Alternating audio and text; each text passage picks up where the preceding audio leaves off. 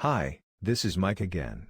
I wanted to take a little more time to talk about critical race theory. As I said in my previous video, it can be broken down into 8 different points as to how it proposes to deal with racism. I cover the second 4 points in this video. Point number 5. Critical race theory believes science, reason, and evidence are a white way of knowing and that storytelling and lived experience are a black alternative. Remember, the 2 authors of the critical race theory textbook, Delgado and Stefancic, said that normal science is a part of the everyday, ordinary racism of our societies? That's because critical race theory is not particularly friendly to science, residing somewhere between generally disinterested in science and openly hostile to it, i.e. often depending upon the circumstances. This is because critical race theory, using that social construction thesis, believes that the power and politics of cultural groups make their way intrinsically into everything that culture produces. Thus, science is just politics by other means to critical race theory. Since modern science was predominantly produced by white, Western men, critical race theory therefore views science as a white and Western way of knowing.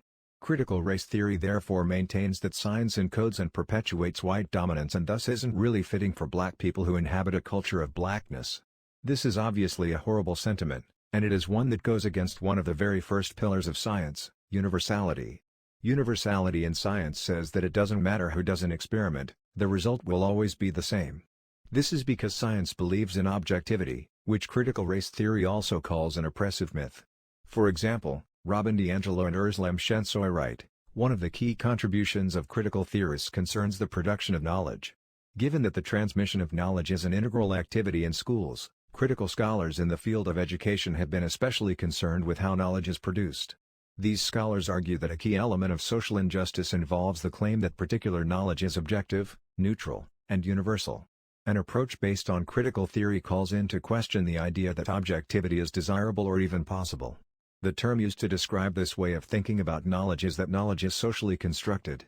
When we refer to knowledge as socially constructed, we mean that knowledge is reflective of the values and interests of those who produce it.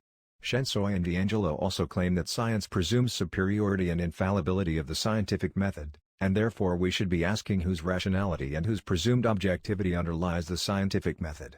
Then, even more cynically, they insist that we must ask whose interests are served by science, as though that's the relevant question to ask of a universalist method. Critical race theory falsely asserts that white people's interests are primarily served by science. This isn't all just wrong and genuinely racist, it's dangerous.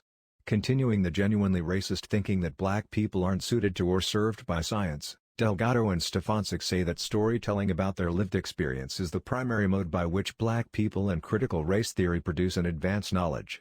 Importantly, these lived experiences are only considered valid if they agree with critical race theory. They write, critical race theorists have built on everyday experiences with perspective, viewpoint, and the power of stories and persuasion to come to a better understanding of how Americans see race. They have written parables, autobiography, and counterstories, and have investigated the factual background and personalities, frequently ignored in the casebooks, of well-known cases.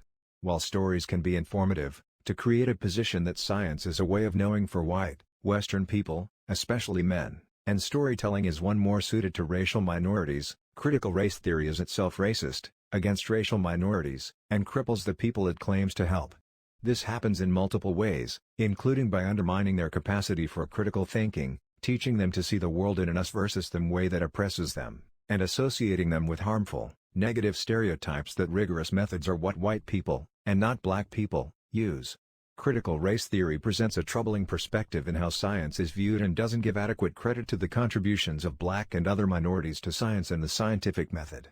Critical race theory falsely asserts that white people's interests are primarily served by science. This isn't all just wrong and genuinely racist, it's dangerous. Continuing the genuinely racist thinking that black people aren't suited to or served by science, Delgado and Stefancic say that storytelling about their lived experience is the primary mode by which black people and critical race theory produce and advance knowledge. Importantly, these lived experiences are only considered valid if they agree with critical race theory.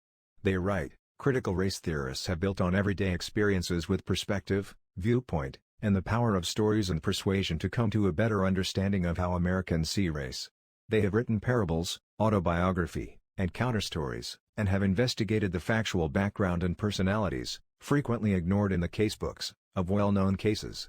While stories can be informative, to create a position that science is a way of knowing for white, Western people, especially men, and storytelling is one more suited to racial minorities. Critical race theory is itself racist, against racial minorities, and cripples the people it claims to help.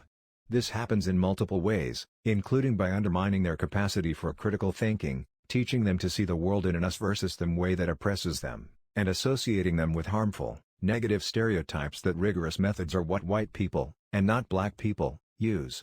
Critical race theory presents a troubling perspective in how science is viewed and doesn't give adequate credit to the contributions of black and other minorities to science and the scientific method. Point number 7. Critical race theory acts like anyone who disagrees with it must do so for racist and white supremacist reasons, even if those people are black. Following the social construction thesis discussed in our previous video, critical race theory has outlined what the essential experience of each racial group is. It then judges individual people, especially of minority races, on how well they give testimonial to that experience, which is to say, they judge individual people based on how well they support critical race theory. This makes it impossible to disagree with critical race theory, even if you are black. Before we discuss the case of how impossible disagreement is for white people, and other racially privileged people, consider a few poignant examples. The black superstar musician Kanye West famously donned a "Make America Great Again" hat and said he thinks for himself. In response, the poet laureate of critical race theory, Ta-Nehisi Coates, wrote a widely read article suggesting that West is no longer really black. The black musician Daryl Davis, who is most famous for talking hundreds of real white supremacists out of their Ku Klux Klan hoods, once tried to invite a conversation of this sort in 2019, and members of the nominally anti-fascist group Antifa called him a white supremacist for being willing to associate with, rather than fight or kill, the people he invited to have a conversation. This phenomenon can be explained, as Nicole Hannah-Jones, creator of the New York Times Magazine 1619 Project, a critical race theory historiography, not an article of history, tweeted, and then deleted, that there is racially black on the one hand, and politically black on the other. Critical race theory is only interested in the identity politics associated with being politically black, and anyone who disagrees with critical race theory, even if racially black does not qualify. The common way to phrase this is that they are not really black. This means that in critical race theory, diversity, which it calls for often, must be only skin deep. Everyone's politics must agree with critical race theory. This is obviously much worse a problem for white people or others who are said to have racial privilege. There are more concepts in critical race theory to deal specifically with how and why white people are racists for disagreeing with critical race theory than perhaps any other idea. Charles Mills claims that all whites take part in the racial contract to support white supremacy that is never discussed but just part of the social fabric. Barbara Applebaum says all white people have white complicity with white supremacy because they automatically benefit from white privilege and white ignorance, which is a way for them to willfully refuse to engage, and proper engagement can only be proven by agreeing. Robin DiAngelo says white people enjoy white comfort and therefore suffer white fragility that prevents them from confronting their racism through critical race theory. Therefore, she says, anything that maintains white comfort should be considered suspect and in need of disrupting. Allison Bailey claims that when racially privileged people disagree with critical race theory, they are engaging in a defensive move called privilege-preserving epistemic pushback, which means that they are just arguing to keep their privilege and could not possibly have legitimate disagreements. All of these ideas implicate racially privileged people in racism anytime they disagree with critical race theory. And last point number 8, critical race theory cannot be satisfied. We have already seen how critical race theory cannot be disagreed with, even by black people. We have also seen how it rejects all alternatives and how it believes any success that it has comes down to interest convergence. Because it rejects science, it cannot be falsified or proven wrong by evidence, and because it assumes racism is present and relevant to all situations and interactions, even the acceptance of critical race theory must somehow also contain racism. Therefore, critical race theory cannot be satisfied. It is, in this way, like a black hole. No matter how much you give to it, it cannot be filled and only gets stronger, and it will tear apart anything that gets too close to it. This means that if your workplace takes up critical race theory, eventually activists will start to make demands and will threaten to make trouble if they do not get their way. They usually do not ask. If you give in to them, you will not satisfy them, however, because critical race theory cannot be satisfied. It is guaranteed, before you do anything at all, that you will do it wrong because of your racism. You did it out of interest convergence, to make yourself look good because of your racism. You did it in a way that just created new problems that amount to racism. You didn't do it sooner, faster, or better because of your racism. No matter what you do, the resulting situation must contain racism, and the critical race theory activist's job is to find it and hold you to account. Therefore, giving in to a demand made by critical race theory cannot appease it. It can, however, signal that you will give in to their demands, which will then continue to come and to escalate. As we have seen in countless examples across the corporate world recently, this will include demands for you to step down from your job and give it to activists, and even that won't satisfy them. And if the venture fails as a result of all of this disruption, racism was the cause of that failure too. This is a grim but fair description of critical race theory, and, what's worse, it's woefully incomplete. There are other horrible ideas at the very core of critical race theory that fall in this same mold that we do not have time to discuss here.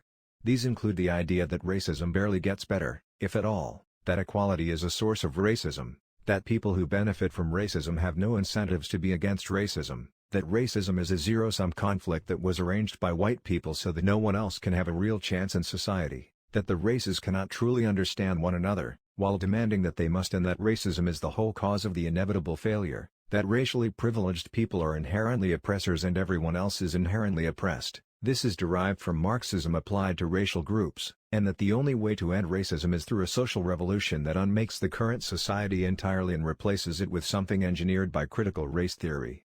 It is easy to see what kinds of problems these doctrines will create in practice, and it's horrible how critical race theory consistently preys upon the best parts of our natures to achieve its goals, which, if it were correct, and it's not, mostly leaves only the worst candidates to oppose it, real white supremacists, which it then uses as evidence of its bogus claims. Therefore, there are many good reasons that have nothing to do with real racism to reject most of what critical race theory teaches. Good people have every reason to reject critical race theory for better alternatives, and the main reason they don't is because they don't know what it is and see what it offers kind of sounds right and sort of seems good.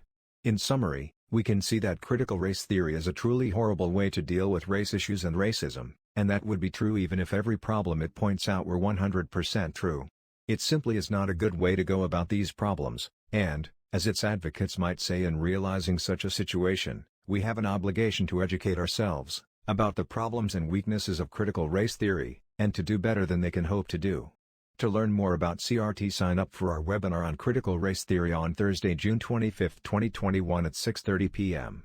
Register for the webinar by going to nehemiahreset.org/event listing and clicking on the CRT image. Thanks for listening. Hope to see you on the CRT webinar or another one in the near future.